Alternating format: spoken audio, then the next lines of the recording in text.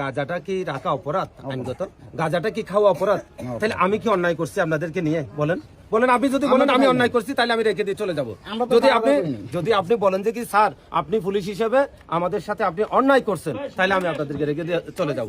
আর যদি বলেন যে না স্যার আমরা অপরাধ করছি, তাহলে আমাদেরকে আইনগত সহযোগিতা করেন।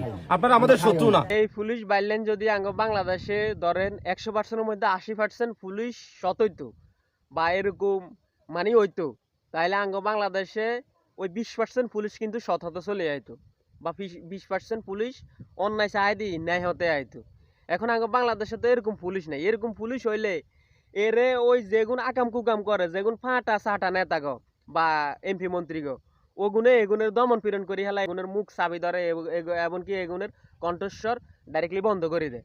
তো এই বেললে দোয়া করি আর গোটা পুলিশ প্রশাসনালয় দোয়া করি আল্লাহ যাতে প্রত্যেকটা থানার মধ্যে এরকম ন্যায় নীতিবান, এমনকি এরকম প্রত্যেকটা পুলিশ কর্মকর্তা যাতে বাইর মতন, এই দোয়াই করি।